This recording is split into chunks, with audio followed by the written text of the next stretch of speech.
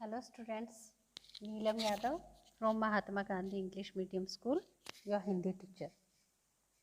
Today we are going to read chapter 6 of your book जिसका नाम है रक्त और हमारा शरीर। रक्त होता है खून। Let's start. दिव्या अनिल की छोटी बहन है। यूँ तो वह शुरू से ही कमज़ोर है, लेकिन इधर कुछ दिनों से उसे हर समय थकान महसूस होती रहती है। मन किसी काम में नहीं लगता। भूख भी पहले से कम हो गई है। अस्पताल में उसे डॉक्टर ने देखा तो कहा, लगता है दिव्या के शरीर में रक्त की कमी हो गई है। जांच कराकर देखते हैं। यह कहकर उन्होंने दिव्या को रक्त की जांच के लिए पास के एक कमरे में भेज दिया। वहां अनिल को अपनी ही जान पहचान की डॉक्टर दीदी दिखाई दी। डॉक्टर दीदी ने कहा, कहो अनिल, कैसे आना हुआ? अनिल ने बताया कि डॉक्टर ने दिव्या को खून की जांच के लिए आपके पास भेजा है। इतना सुनते ही डॉक्टर दीदी ने दिव्या की उंगली से रक्त की कुछ बूंदें एक छोटी सी शीशी में डाल दी और स्लाइड पर लगा दी। फिर अनिल से बोली, अनिल, तुम कल अस्पताल से रिपोर्ट ले जाना। अगले दिन अस्पताल पहुंचकर अनिल ने डॉक्टर दीदी के कमरे के दरवाजे पर दस्तक दी। भीतर से आवाज आई, आ जाओ। अनिल ने कमरे में प्रवेश किया तो पाया डॉक्टर दीदी सूक्ष्मदर्शी द्वारा एक स्लाइड की जांच कर रही थी। सूक्ष्मदर्शी एक इंस्ट्रूमेंट होता है जो कि छोटी चीज़ों को बड़ा करके दिखाता है। दीदी के इशारे से वह पास रखी एक कुर्सी पर बैठ गया। स्लाइड की जांच पूरी होने पर डॉक्टर दीदी ने साबुन से हाथ धोए और तौलिए से पोंछती हुई बोली, अनिल, दिव्या को अनीमिया है। चिंता की बात नहीं, कुछ दिन दवा लेगी तो ठीक हो जाएगी। अनीमिया खून की कमी को ही कहते हैं, यानी जिनके शरीर में खून की कमी होती है उन्हें हम कहते हैं कि अनीमिया हो गया है। अनिल के मन में जिज्ञासा हुई। वह बोला, दीदी एक सवाल पूछूं? हाँ हाँ, क्यों नहीं, डॉक्टर दीदी ने कहा। अनीमिया से आपका क्या मतलब है दीदी? उसने पूछा, यानी वो अनीमिया के बारे में पूछ रहा है। यह जानने के लिए तुम्हें रक्त के बारे में जानना होगा। यह रक्त यानी कि खून, डॉक्टर दीदी ने कहा।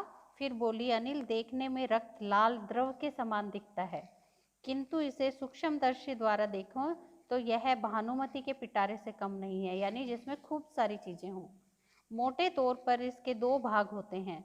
एक भाग वह जो तरल है, जिसे हम प्लाज्मा कहते हैं। दूसरा वह जिसमें छोटे बड़े कई तरह के कण होते हैं, कुछ लाल, कुछ सफ़ेद, कुछ ऐसे जिनका कोई रंग नहीं, जिन्हें बिंबाणु या प्लेटलेट कण कहते हैं। ये कण प्लाज्मा में तैरते रहते हैं। इतना कहकर डॉक्टर दीदी ने सूक्ष्मदर्शी के नीचे एक स्लाइड लगाई, उसे फोकस किया और बोली, देखो अनिल, सूक्ष्मदर्शी द्वारा जो कण तुम्हें दिखाई दे रहे हैं, ये हैं लाल रक्त कण। स्लाइड देख मानो आश्चर्य से उछल पड़ा था अनिल। रक्त की एक बूंद में इतने सारे कण, इसकी तो वह कल्पना भी नहीं कर सकता था। वह बोला, इन्हें देखकर तो ऐसा लग रहा है मानो बहुत सी छोटी छोटी बालूशाही रख दी गई हों। उनकी शेप ऐसी थी जैसे बालूशाही है सूक्ष्मदर्शी के नीचे। हाँ, दीदी बोली, लाल कण बनावट में बालूशाही की तरह ही होते हैं, गोल और दोनों तरफ अवतल, यानी बीच में दबे हुए। ये तुम्हारी पाठ्य पुस्तक के अंदर चित्र दे रखा है। रक्त की एक बूंद में इनकी संख्या लाखों में होती है। यदि हम 1 मिलीमीटर रक्त लें तो उसमें हमें 40 से 55 लाख कण मिलेंगे। इनके कारण ही हमें रक्त लाल रंग का नजर आता है। ये कण शरीर के लिए दिन रात काम करते हैं। सांस लेने पर साफ हवा से जो ऑक्सीजन तुम प्राप्त करते हो, उसे शरीर के हर हिस्से में पहुंचाने का काम भी इन्हीं कणों का है। इनका जीवन काल लगभग 4 महीने होता है। 4 महीने के होते होते ये नष्ट हो जाते हैं, लेकिन एक साथ नहीं, धीरे धीरे, कुछ आज, कुछ कल, कुछ उससे अगले दिन। तब तो कुछ ही महीनों में ये खत्म हो जाते होंगे, अनिल ने कहा। यह सुनकर डॉक्टर दीदी मुस्कुरा उठी, बोली, ऐसा नहीं होता। शरीर में हर समय नए कण भी बनते रहते हैं जो नष्ट कणों का स्थान ले लेते हैं। हड्डियों के बीच के भाग मज्जा में ऐसे बहुत से कारखाने होते हैं जो रक्त कणों के निर्माण कार्य में लगे रहते हैं। इनके लिए इन कारखानों को प्रोटीन, लौह तत्व और विटामिन रूपी कच्चे माल की जरूरत होती है। यह पौष्टिक आहार लेते हो, हरी सब्जी, फल, दूध, अंडा और गोश्त में ये तत्व उपयुक्त मात्रा में होते हैं। यदि कोई व्यक्ति उचित आहार ग्रहण नहीं करता है तो इन कारखानों को आवश्यकता अनुसार कच्चा माल नहीं मिल पाता, नतीजा यह होता है कि रक्त कण बन ही नहीं पाते हैं, रक्त में इनकी कमी हो जाती है और लाल कणों की इसी कमी को हम अनीमिया कहते हैं। तो क्या संतुलित आहार लेने मात्र से हम अनीमिया से बचे रह सकते हैं? अनिल ने सवाल किया। संतुलित आहार का मतलब होता है सब चीजें सही मात्रा में लेना। दीदी बोली, हाँ, यह कहना काफी हद तक सही होगा। यूं तो अनीमिया बहुत से कारणों से हो सकता है, किंतु हमारे देश में इसका सबसे बड़ा कारण पौष्टिक आहार की कमी है। इसके अलावा इस रोग का एक और बड़ा कारण है पेट में कीड़ों का हो जाना। ये कीड़े प्राय दूषित जल और खाद्य पदार्थों द्वारा हमारे शरीर में प्रवेश करते हैं, अतः इनसे बचने के लिए यह आवश्यक है कि हम पूरी सफाई से बनाए गए खाद्य पदार्थ ही ग्रहण करें। भोजन करने से पहले अच्छी तरह से हाथ धो लें और साफ पानी ही पिएं। और हाँ, अनिल, एक किस्म के कीड़े भी हैं जिनके अंडे जमीन की ऊपरी सतह में पाए जाते हैं। इन अंडों से उत्पन्न हुए लार्वे त्वचा के रास्ते शरीर में प्रवेश कर आंतों के अंदर अपना घर बना लेते हैं। इनसे बचने का सरल उपाय यह है कि शौच के लिए हम शौचालय का ही प्रयोग करें और इधर उधर नंगे पैर ना घूमें। दीदी, यह तो बहुत ही महत्वपूर्ण बात बताई आपने, अनिल बोला। वह पल भर सोच में डूबा रहा, फिर बोला, आपने बताया था कि रक्त में सफेद कण और बिंबाणु भी होते हैं, शरीर में उनका क्या काम है? दीदी बोली, सफेद कण वास्तव में हमारे शरीर के वीर सिपाही हैं।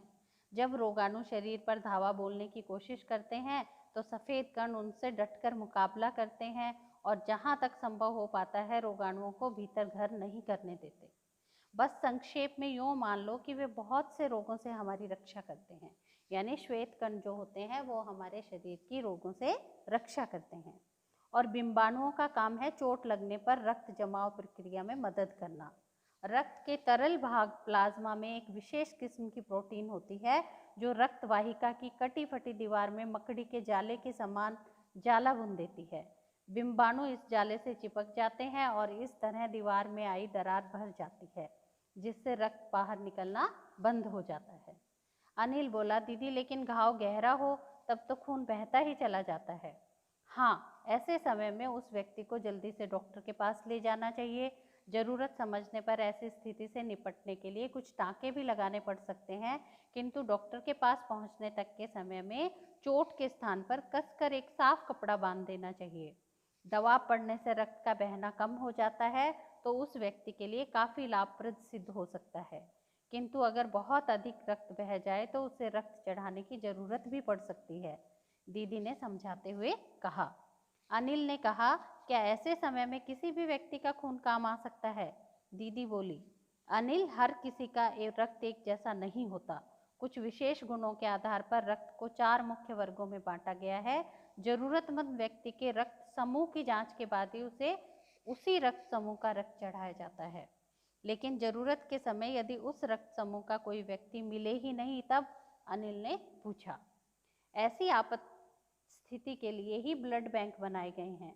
प्राय हर बड़े अस्पताल में इस तरह के बैंक होते हैं जहां सभी प्रकार के रक्त समूहों का रक्त तैयार रखा जाता है, किंतु इन ब्लड बैंकों में रक्त का भंडार सुरक्षित रहे, इसके लिए यह आवश्यक है कि हम समय समय पर रक्तदान करते रहें, दीदी ने कहा। क्या मैं भी रक्तदान कर सकता हूँ? अनिल ने पूछा। नहीं, अभी तुम छोटे हो। 18 वर्ष से अधिक उम्र के स्वस्थ व्यक्ति ही रक्तदान कर सकते हैं। एक समय में उनसे लगभग 300 मिलीलीटर रक्त ही लिया जाता है। प्राय यह समझा जाता है कि रक्तदान करने से कमजोरी हो जाएगी, किंतु यह विचार बिल्कुल निराधार है। हमारा शरीर इतना रक्त तो कुछ ही दिनों में बना लेता है। वैसे भी शरीर में लगभग 5 लीटर खून होता है, जिसमें से यदि कुछ रक्त किसी जरूरतमंद व्यक्ति के लिए जीवनदान बन जाए तो इससे बड़ी बात क्या होगी, दीदी समझाते हुए बोली। फिर तो बड़ा होने पर मैं नियमित रूप से रक्तदान किया करूँगा, अनिल ने कहा। शाबाश अनिल, डॉक्टर दीदी ने अनिल की पीठ ठोकते हुए कहा।